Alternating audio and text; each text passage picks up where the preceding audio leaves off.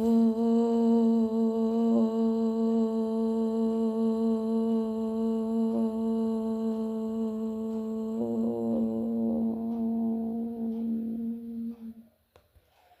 শান্তি।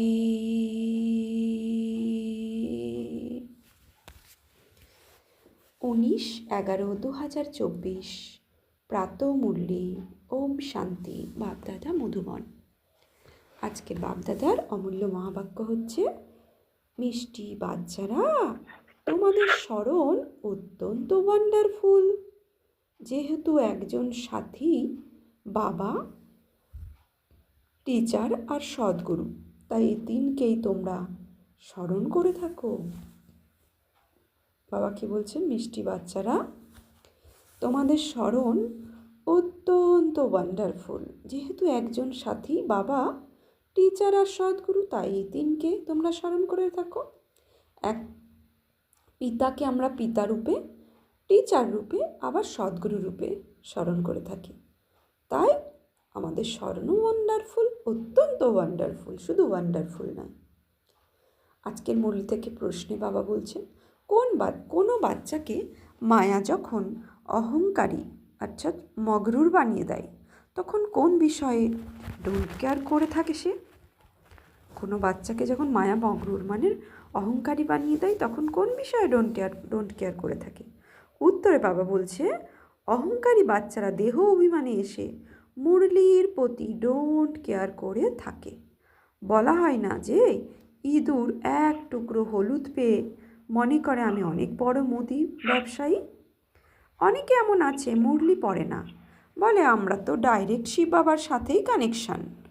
বাবা বলেন, বাচ্চারা, মুরলি থেকে তো রোজই নতুন নতুন পয়েন্ট বেরিয়ে আসে, তাই মুরলি কখনো মিস করবে না।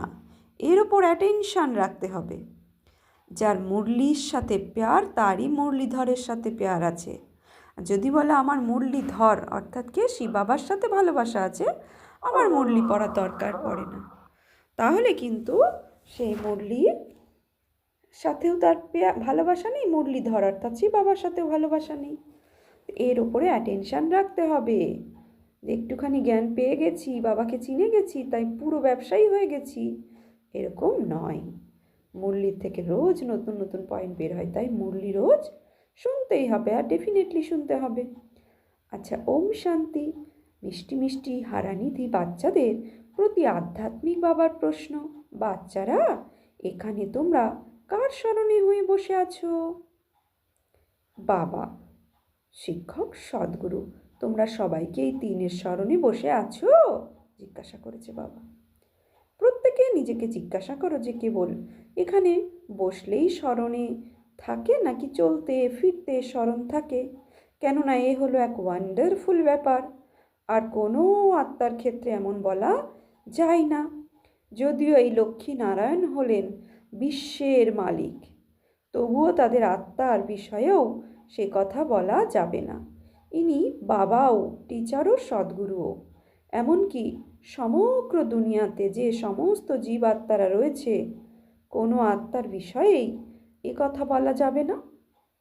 তোমরা বাচ্চারাই এইভাবে স্মরণ করো।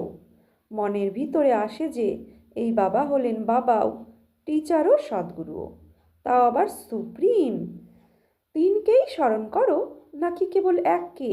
যদি সেই তিনই হলেন একজনই, কিন্তু তিন গুণের আধারে তিনকেই স্মরণ করে থাকো তোমরা। শিব বাবা আমাদের বাবাও, টিচার এবং সদ্গুরুও। একে এক্সট্রা অর্ডিনারিও বলা হবে। যখন বসে আছো অথবা চলছো ফিরছো, তো সে কথা স্মরণে থাকা চাই। বাবা জিজ্ঞাসা করেন যে তোমরা স্মরণে রাখো কি যে ইনি আমাদের বাবা, টিচার, সদ্গুরুও? এইরকম কোনো দেহধারী হওয়া সম্ভব নয়। লৌকিকে কোনো দেহধারী পিতা, সে পিতা হতে পারে, আবার কোনো কোনো পিতা হয়তো স্কুলের টিচারও হতে পারে, কিন্তু গুরু তো হতে পারে না। কিন্তু এই অলৌকিক পিতা, পরমপিতা পরমাত্মা আমাদের পিতা, টিচার, আবার সদ্গুরুও। তাই এটা কোনো দেহধারীর পক্ষে হওয়া সম্ভব নয়। নম্বর 1 দেহধারী হলে শ্রীকৃষ্ণ, তাকে বাবার টিচার, সদ্গুরু বলা যাবে না। শ্রীকৃষ্ণকে বাবাও বলা যাবে না, টিচারও বলা যাবে না, শ্রীকৃষ্ণও বলা, সদ্গুরুও বলা যাবে না। এটা বড়ই ওয়ান্ডারফুল ব্যাপার। তো সত্য কথা বলা উচিত যে 3 রূপে তোমরা স্মরণ করো। কি? যখন তোমরা খেতে বসো তখন কেবল শিব বাবাকেই স্মরণ করো, নাকি তিনি বুদ্ধিতে আসে? আর তো কোনো আত্মার বিষয় সে কথা বলতে পারা যাবে না। এ হলো ওয়ান্ডারফুল ব্যাপার, বিচিত্র মহিমা হলো বাবার। তো বাবাকে স্মরণও এইভাবেই করতে হবে, তাহলে বুদ্ধি একেবারে ওই দিকে চলে যাবে, যা কিনা এতই ওয়ান্ডারফুল। বাবাই বসে নিজের পরিচয় দেন, এরপর সমগ্র চক্রেরও নলেজ দেন। এইভাবে হলো এই যুগ, এর পরিধি হলো এত বছর, যা বিনা আবর্তিত হতে থাকে, যা কিনা আবর্তিত হতে থাকে।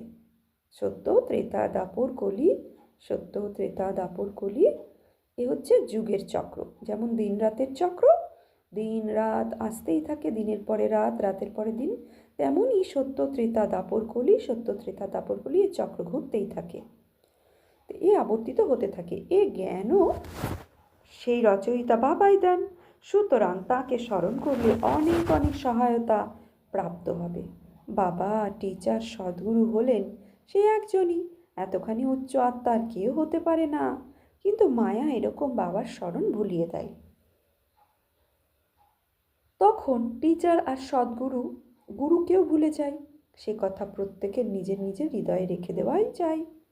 বাবা আমাদেরকে এইরকম বিশ্বের মালিক বানাবেন। অসীম জগতের উত্তরাধিকার অবশ্যই অসীমই হবে, তার সাথে সাথে এই মহিমাও বুদ্ধিতে আসতে হবে। চলতে ফিরতে বাবার এই 3 রূপই যেন স্মরণে আসে। এই এক আত্মার 3 সার্ভিস একত্রিত, সেই জন্য তাকে সুপ্রিম বলা হয়। এখন কনফারেন্স ইত্যাদি আয়োজন করে থাকে, বলে বিশ্বে শান্তি কিভাবে আসবে, এর জন্য কনফারেন্স ইত্যাদি আয়োজন করে। সেটা তো এখনই হচ্ছে, এসে বোঝো। তো এই রোজ কি আমাদের ব্রহ্মাকুমারী ঈশ্বরী বিশ্ববিদ্যালয় বাবার ঘরে রোজ কনফারেন্স, রোজ ক্লাস। তো ও দুনিয়ার কনফারেন্স তো বছরে একবার হয়। কিন্তু বাবা বলছে তো কনফারেন্সই হচ্ছে, আসো, এসে বোঝো কে সেটা করছেন। বাবার অকুপেশন সিদ্ধ করে তোমরা তাদেরকে বোঝাবে। বাবা এসেছেন পরম ধাম থেকে, পরম পিতা পরমাত্মা নিরাকার মহাজ্যোতি ভগবান। সে কলিযুগ রূপী দুনিয়াকে পরিবর্তন করে সত্যযুগ দুনিয়া আনবেন, বৈকুণ্ঠ ধাম আনবেন এই ধরাধামে। এটাই হচ্ছে শিব বাবার অকুপেশন। এই অকুপেশন যে একমাত্র পরমপিতা পরমাত্মা শিব বাবার, তা সিদ্ধ করে তোমরা তাদেরকে বোঝাও। বাবার অকুপেশন আর শ্রীকৃষ্ণের অকুপেশন, এর মধ্যে পার্থক্য আছে। সকলেরই তো শরীরের নাম ধরে ডাকা হয়, ওনার আত্মার নাম গান অর্থাৎ কীর্তন করা হয়। সেই আত্মা বাবাও টিচার সদ্গুরুও। আত্মার মধ্যে আত্মা বাবাও টিচার গুরু না। আত্মার মধ্যে নলেজ রয়েছে, কিন্তু সে দেবে কিভাবে? শরীরের দ্বারাই তো দেবেন, তাই না? তো পরমাত্মাও শ্রেষ্ঠ থেকে শ্রেষ্ঠ আত্মা, তার মধ্যে নলেজ ভরপুর, সে সাগর জ্ঞানের, শান্তির, জ্ঞানের, সুখের, আনন্দর, প্রেম, পবিত্রতার সাগর সে। তো সে নলেজ দেবে কিভাবে? তার তো শরীর দরকার, তাই না? মুখরূপী যন্ত্র দরকার। তা দেন বলেই তো মহিমা গাওয়া হয়ে থাকে। এখন শিব জয়ন্তীতে বাচ্চারা কনফারেন্স করে থাকে, সব ধর্মের নেতাদেরকে আমন্ত্রণ দিয়ে থাকে। তাদেরকে বোঝাতে হবে যে ঈশ্বর তো সর্বব্যাপী নন। সবার মধ্যে যদি ঈশ্বর থাকে, তবে কি সকল আত্মা ভগবান বাবাও টিচার গুরুও হয়? সবার মধ্যে যদি ভগবান থাকে, তাহলে সবাই ভগবান, সমস্ত আত্মা কি ভগবান, টিচারও গুরুও। তাই ভগবান সর্বব্যাপী নয়, এভাবে সিদ্ধ করে তাদের বোঝাতে হবে। তাদের মধ্যে কি সৃষ্টির আদি মধ্য অন্তের নলেজ রয়েছে? সে তো কেউই বলতে পারবে না। বাচ্চারা, তোমাদের মনে নেশা থাকতে হবে যে উচ্চ থেকেও উচ্চ বাবার কত মহিমা। তো বাবা বলছেন উচ্চ থেকে উচ্চ বাবার কত মহিমা। তিনি সমগ্র বিশ্বকে পবিত্র বানান, প্রকৃতিও পবিত্র হয়ে যায়। কনফারেন্স সবার প্রথমে তো তোমরাই জিজ্ঞাসা করবে যে গীতার ভগবানকে, সত্যযুগী দেবতা ধর্মের স্থাপনা কে করেন, এসব যদি শ্রীকৃষ্ণের বিষয়ে বলা হয় তবে তো বাবাকেই গুম করে দেওয়া হয়। বাবা বলছেন এসব যদি শ্রীকৃষ্ণের বিষয়ে বলা হয় তাহলে তো বাবাকেই গুম করে দেওয়া হয়, তা না হলে বলে দেবে যে তিনি তো নাম আর রূপের ঊর্ধ্বে, যেটা কিনা নয় তিনি।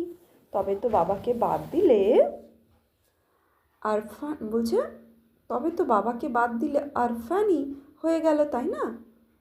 নিরাকার মহাজ্যোতি পরমপিতা পরমাত্মা পিতাকে যদি বাদ দিই তাহলে আমরা অরফানই হয়ে গেলাম। অসীম জগতের বাবাকে তো জানেই না তারা। হ্যাঁ, ঠিক। তো বাবা বলছেন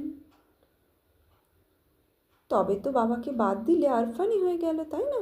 অসীম জগতের বাবাকে তো তারা জানেই না। একে অপরের প্রতি কাম কাটারি চালিয়ে কত বিরক্ত করতে থাকে, একে অপরকে দুঃখ দেয়। তো এই সব কথা তোমাদের বুদ্ধিতে চলতে থাকে উচিত। কনফারেন্স করতে হবে। এই লক্ষ্মী নারায়ণ হলেন ভগবান ভগবতী, তাই না? তাদেরও বংশাবলী রয়েছে। তবে তো অবশ্যই তারা সবাই এই রকমই গড আর গডেস হওয়া উচিত। তো তোমরা সকল ধর্মের লোকেদের আমন্ত্রণ দিয়ে থাকো। যারা ভালো পড়াশুনো যারা ভালো পড়াশুনো জানা বাবার পরিচয় দিতে পারবে তাদেরকেই ডাকতে হবে। তারা অসীম জগতের বাবার কথা জানেই না। তারা একে অপরের প্রতি কাম কাটারি চালাতে থাকে। তো বাবা বলছেন একে অপরকে দুঃখ দেয়। তো এই সব কথা তোমাদের বুদ্ধিতে চলতে থাকা উচিত। কনফারেন্স করতে হবে। লক্ষ্মী নারায়ণ হলেন ভগবান ভগবতী, তাই না? তাদেরও বংশাবলী রয়েছে। তবে তো অবশ্যই তারা সবাই এইরকমই গড আর গডেস হওয়া উচিত। তো তোমরা সকল ধর্মের লোকেদের আমন্ত্রণ দিয়ে থাকো। যারা ভালো পড়াশুনো জানা বাবার পরিচয় দিতে পারবে তাদেরকেই কি করবে, পরিচয় দিতে পারো তাদেরকেই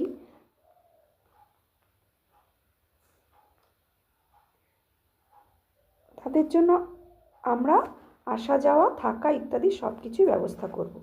রচয়িতা আর রচনার পরিচয় যদি দিতে পারো, সে কথা তো জানাই আছে যে এই জ্ঞান কেউই দিতে পারবে না। কেউ তো বিদেশ থেকেও আসে রচয়িতা রচনার আদি মধ্য অন্তের পরিচয়। বাবা কি বলছেন? কেউ তো বিদেশ থেকেও আসে রচয়িতা রচনার আদি মধ্য অন্তরের পরিচয় যদি দিতে পারে তবে আমরা তার সব খরচা দিয়ে দেব।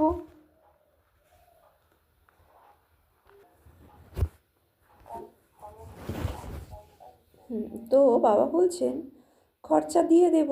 এই রকম অ্যাডভার্টাইজ অন্য কেউই করতে পারবে না। তোমরা তো বাহাদুর, তাই না? মহাবীর মহাবীরিনী তোমরা। তোমরা জানো যে এনারা বিশ্বের বাদশাহী কীভাবে নিয়েছিল। কোনো বাহাদুরি করেছিলেন লক্ষ্মীনারায়ণ? বিশ্বের বাদশাহী কীভাবে নিয়েছিল? নিশ্চয়ই কোনো বাহাদুরি করেছিলেন। কোন বাহাদুরি করেছিলেন? কোশ্চেন করেছে বাবা। তো বুদ্ধিতে এইসব কথা আসা উচিত।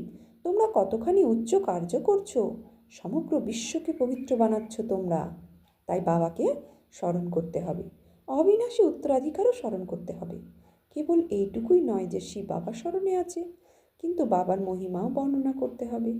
এই মহিমা হলোই নিরাকারে, কিন্তু নিরাকার নিজের পরিচয় কিভাবে দেবেন? অবশ্যই রচনার আদি মধ্য অন্তের নলেজ দেওয়ার জন্য মুখ চাই, তাই না? মুখের কতই না মহিমা রয়েছে। মানুষ গোমুখে যায়, কত ধাক্কা খেতে থাকে, কত রকমের গল্প কথাই না প্রচলিত রয়েছে। তীর নিক্ষেপ গঙ্গা বেরিয়ে এলো। দেখানো হয় ভীষ্ম তীর নিক্ষেপ করলো মহাভারতে আর গঙ্গা ধরতি থেকে বেরিয়ে আসলো। এসবই গল্প কথা, সেটা কখনো হয়? তো অর্থাৎ কি জ্ঞান, মহাবাক্য, ভগবানের মহাবাক্য শ্রবণ করে আমাদের যে মুখ থেকে জ্ঞানরূপী তীর, ওটাই গঙ্গা বেরিয়ে আসা। তো ওরা তো কত শাস্ত্র কথা লিখে দিয়েছে যে তীর নিক্ষেপ করলো গঙ্গা বেরিয়ে আসলো। গঙ্গাকে বোঝানো হয় পতিত পাবনী রূপে। এখন জল কিভাবে পতিত থেকে পবিত্র বানাতে পারে? পতিত পাবন তো হলে বাবাই, তাই না? গঙ্গা জল যদি পতিত থেকে পবিত্র বানাতো তাহলে মানুষ খুন করে আসছে, যারা যারা ক্রিমিনাল, তারা খুন করে 10 বার গঙ্গা জলে ডুবতো আর বলতো আমি পবিত্র হয়ে যেতাম। 1 নম্বর। আর গঙ্গায় যদি পবিত্র বানাবে, তাহলে গঙ্গার নিকটে যারা বসবাসকারী, তারা তো রোজ গঙ্গা জলে স্নান করে সকাল হলেই, তারা তো পবিত্র হয় না। তাহলে এখান থেকে বোঝা যায় যে গঙ্গা জলে শুধু শরীর ধোই, মন ধুতে গেলে জ্ঞানের গঙ্গার প্রয়োজন। তো জ্ঞান গঙ্গায় ডুব দিতে হবে রোজ সকালে। তো বাবা এটাই বোঝাচ্ছেন যে গঙ্গা কখনো পবিত্র হতে, সে তো জল পবিত্র বানাতে পারে পতিত থেকে। পতিত পাবন তো হলেন বাবাই, যিনি পবিত্র বানান। তো বাবা তোমাদেরকে কতই না শেখাচ্ছেন। বাবা তো বলেন এভাবে এভাবে করো। কে এসে রচয়িতার বাবা বলছে, কে এসে রচয়িতা বাবা আর তার রচনার পরিচয় দেবে? সাধু সন্ন্যাসী ইত্যাদিরা এও জানে না যে ঋষিমণি ইত্যাদিরা সবাই বলতেন নেতি নেতি, অর্থাৎ ভগবানকে আমরা জানি না, আমরা জানি না, নেতি নেতি। মোট কথা তারা নাস্তিক ছিল। তারা ভগবানকে জানে না, ভগবানের পরিচয় যথার্থ রূপে জানে না, ভগবানের অকুপেশন জানে। এখন দেখো কোনো আস্তিক বেরিয়ে আসছে কি? এখন তোমরা নাস্তিক থেকে আস্তিক হচ্ছ। তোমরা অসীম জগতের, বাবা কি বলছেন, তোমরা অসীম জগতের বাবাকে জানো।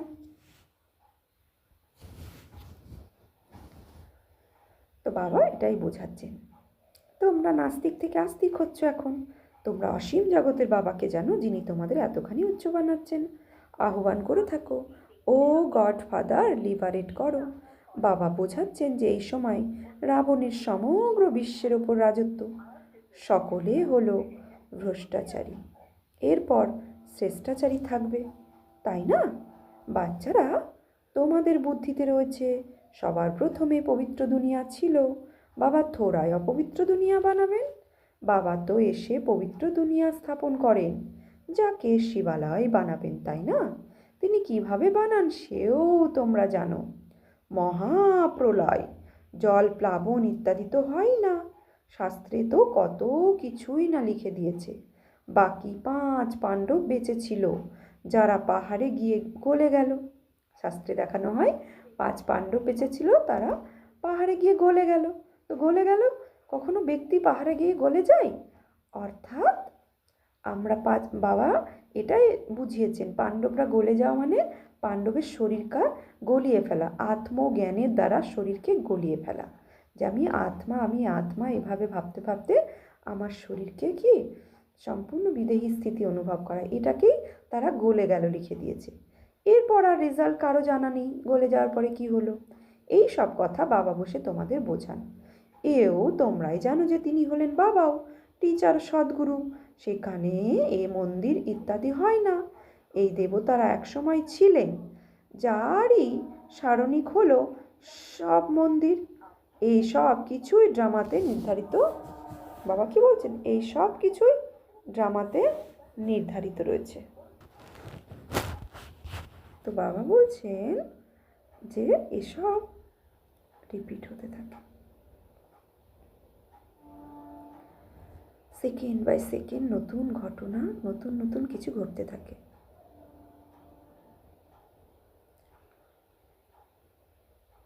চক্র আবর্তিত হতে থাকে। এখন বাবা বাচ্চাদেরকে ডাইরেকশন খুব ভালো করে দিয়েছেন। অনেক দেহ অভিমানী বাচ্চারা রয়েছে যারা মনে করে যে আমরা সব কিছু জেনে গেছি। তারা মুরলিও পড়ে না, কদরই নেই তাদের মুরলির প্রতি, তাদের কাছে। বাবা তাগাদও দিতে থাকেন, কোনো কোনো সময় এর ওপরেও খুব ভালো ভালো মুরলি চানান। মিস করা উচিত নয়। 10-15 দিনের যে মুরলিগুলো মিস হয়ে যায়, সেগুলো বসে পড়ে নেওয়া উচিত। বাবা এও বলেন যে এইভাবে চ্যালেঞ্জও দাও যে এই রচয়িতার রচনার ইত্যাদি আদি মধ্য অন্তের নলেজ যদি কেউ এসে দিতে পারে, তবে তার সব খরচ আমরা দেব। এই ধরনের চ্যালেঞ্জ তারাই দিতে পারে যারা এসব জানবে না। টিচার নিজে জানেন বলেই না প্রশ্ন করেন। না জানলে প্রশ্ন কি করে জিজ্ঞাসা করবেন? বাবা বলছেন না জানলে প্রশ্ন কি করে জিজ্ঞাসা করবেন? কোনো কোনো বাচ্চা মুরলিকে ডোন্ট কেয়ার করে থাকে। ব্যাস, আমাদের তো শিব বাবার সাথেই কানেকশান রয়েছে, কিন্তু শিব বাবা যা শোনান সেসবও শুনতে হবে, কেবল স্মরণ করলেই হবে না। বাবা কেমন ভালো ভালো মিষ্টি মিষ্টি কথা আমাদের শোনান, কিন্তু মা একদমই অহংকারী করে তোলেন। কথায় আছে না, ইঁদুর পেল এক টুকরো, হলো তার নিজেকে ভেবে বসলো আমি তো বিরাট মুদির ব্যবসায়ী হয়ে গেছি। অনেকেই আছে যারা মুরলিই পড়ে না, মুরলি থেকে তো নতুন নতুন পয়েন্ট বেরিয়ে আসে। তো এইসব কথা বুঝতে হবে। তো বাবা বোঝাচ্ছেন, বাবার স্মরণে যখন বসো তখন এটাও স্মরণ করতে হবে যে এই বাবা হলেন টিচার আর সদ্গুরু, না হলে পড়বে কোথা থেকে? বাবা তো বাচ্চাদেরকে সব কিছুই বুঝিয়ে দিয়েছেন, বাচ্চারাই বাবার শো করাবে। সান সোজ ফাদার। অনেক সময় লৌকিক হয় না, আমরা বলি যে বাবার মতো হয়েছে একদম বাচ্চাটা, তার মানে বাবার চরিত্র, বোল, ব্যবহার সব কিছু ধারণ করেছে। তো বাবা যে শিক্ষা দিচ্ছে ওই শিক্ষা অনুসারে যদি আমরা অ্যাকুরেট নিজের জীবনকে তৈরি করি, ওই শ্রীমতে নিজের জীবনে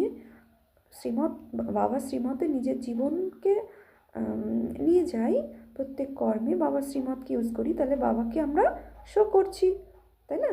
তাই এখানে বাবা বলেছেন বাচ্চারাই বাবার শো করবে।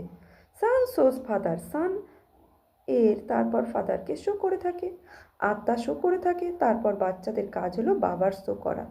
বাবাও বাচ্চাদেরকে ছাড়েন না, বলবে না আজ অমুক জায়গায় যাও, আজ এখানে যাও। এখানে থোড়াই অর্ডার করতে পারার মতো কেউ থাকতে পারে?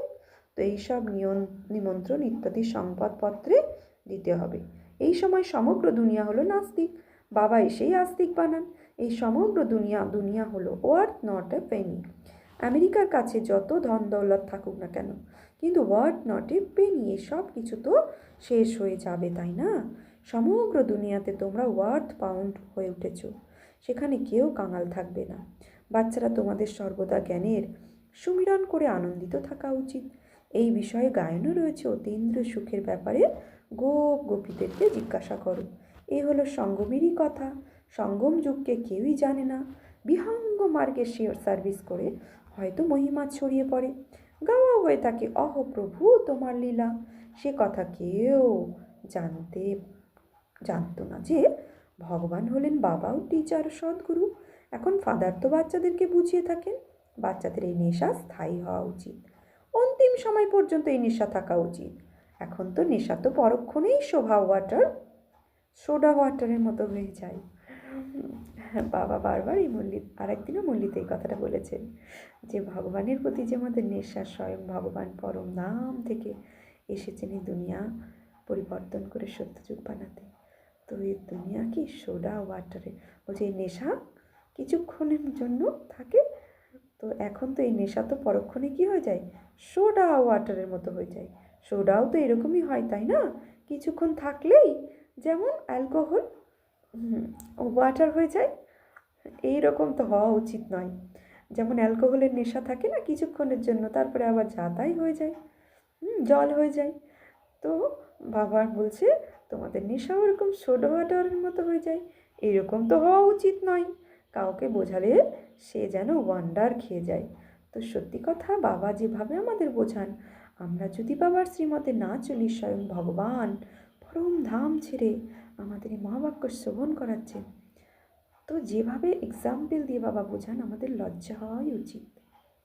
চেকিং করতে হবে নিজেকে খুবভাবে যে আমার নেশা ছুটে তো যাচ্ছে না সোডা ওয়াটারের মতো, আর কি বোঝাবেন বাবা আমাদেরকে? তো বাবা বলছেন ভালো ভালো তো বলে, কিন্তু কিছুটা সময় বের করবে বোঝার জন্য, জীবন তৈরি করবে, সে বড়ই কঠিন। বাবা কখনো বলেন না যে কাজকর্ম করো না, পবিত্র হও আর যা পড়াই তাকে স্মরণ করো, যে বাবা যা পড়াই তা স্মরণ করো। তিনি তো টিচার, তাই না? আর এ হলো বাবা বলছেন এ হলো আনকমন পড়াশুনো, কেননা এই পড়াশুনো আমরা কোনো দিন আগে শুনিনি। বাবা বলছেন এ হলো আনকমন পড়াশুনো, কোনো মানুষ তা পড়াতে পারবে না। বাবাও ভাগ্যশালী রথে এসে পড়ান। বাবা বুঝিয়েছিলেন যে এ হলো তোমাদের সিংহাসনার উপরে অকাল মূর্ত আত্মা এসে বসে, তারই এই সমগ্র পাঠ প্রাপ্ত হয়েছে। এখন তোমরা বুঝতে পারো যে এসব হলো রিয়েল কথা, বাদ বাকি সবই হলো আর্টিফিশিয়াল কথা। সে কথা খুব ভালোভাবে গাঁট বেঁধে নাও, গাঁটে হাত পড়লেই মনে পড়ে যাবে। কিন্তু গাঁট কেন বেঁধেছি সেও ভুলে যায়। তোমাদের তো এই কথা পাক্কা স্মরণে রাখা উচিত। বাবার স্মরণের সাথে সাথে নলেজেরও প্রয়োজন। মুক্তি যেমন আছে তেমনি জীবন মুক্তিও আছে। খুবই মিষ্টি মিষ্টি বাচ্চা হও। বাবা মনে মনে ভাবেন এই বাচ্চার প্রতি কল্পে কল্পে পড়তে থাকে। এই বাচ্চারা প্রতি কল্পে কল্পে পড়তে থাকে, নম্বর অনুযায়ী পুরুষার্থ অনুসারে উত্তরাধিকার নেবে। তবুও যিনি পড়ান সেই টিচার তো অবশ্যই পুরুষার্থ করাবেন, তাই না? তোমরা মুহুর্মুহু ভুলে যাও বলেই স্মরণ করানো হয় যে শিব বাবাকে স্মরণ করো। তিনি হলেন বাবা, টিচার, সদ্গুরু। ছোট বাচ্চারা এভাবে স্মরণ করবে না। শ্রীকৃষ্ণের বিষয়ে থোড়াই বলা হবে যে বাবা, টিচার, সদ্গুরু।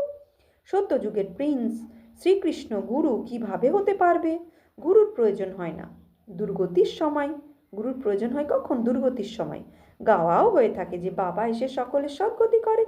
শ্রীকৃষ্ণকে তো শ্যামল ইত্যাদি বানিয়ে দেয় যেন কালো কয়লা। বাবা বলেন এই সময় সবাই কাম চিতার ওপরে চড়ে কালো কালো কয়লা হয়ে গেছে।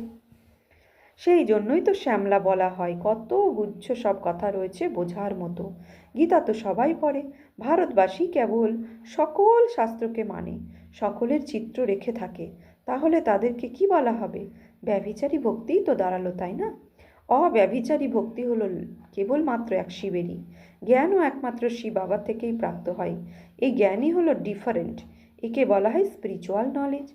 আচ্ছা, মিষ্টি মিষ্টি আরানিদি বাচ্চাদের প্রতি মাত পিতা বাপদাদার স্মরণে স্নেহ সুমন আর সুপ্রভাত।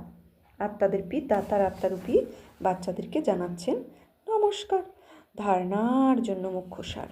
আচ্ছা, আমরা আত্মারূপী বাচ্চারা আত্মারূপী বাপদাদাকেও জানাচ্ছি নমস্কার, সুপ্রভাত, ধন্যবাদ। ধারণার জন্য মুখ্য সার। এক, বিনাশী বস্তুতে মত্ত না হয়ে অলৌকিক উৎসাহে থাকো। ওয়ার্থ নট পেনি থেকে ওয়ার্থ পাউন্ডে পরিবর্তিত হচ্ছ তোমরা। স্বয়ং ভগবান পড়াচ্ছেন বিকেদেরকে। বিকেদের এই পাঠ জাগতিক পাঠের থেকে ভিন্নতর। 2, ব্রহ্মার সন্তান বিকে প্রকৃত ব্রাহ্মণ অর্থাৎ আস্তিক হয়ে এমনভাবে বিশ্বের সেবা করতে হবে যাতে বাবার মুখ উজ্জ্বল হয়। অহমিকা এসে কখনো যেন মুরলি ক্লাস বাদ না পড়ে। বরদান, পবিত্রতার ফাউন্ডেশনের দ্বারা সদা শ্রেষ্ঠ কর্ম করা পূজ্য আত্মা ভব। পবিত্রতা পূজ্য বানায়। পূজ্য সেই হয় যে সদা শ্রেষ্ঠ কর্ম করে। কিন্তু পবিত্রতা শুধু ব্রহ্মচর্য নয়।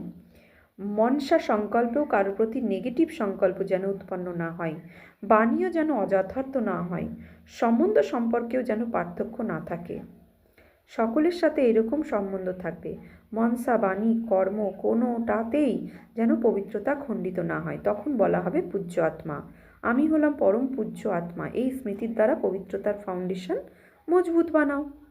স্লোগান, সদা এই অলৌকিক নেশায় থাকো। বাহ আমি। তাহলে মন আর তনের দ্বারা খুশিতে ডান্স করতে থাকবে। ওম শান্তি। আজকে সমান নেব আমি পরম পূজ্য আত্মা।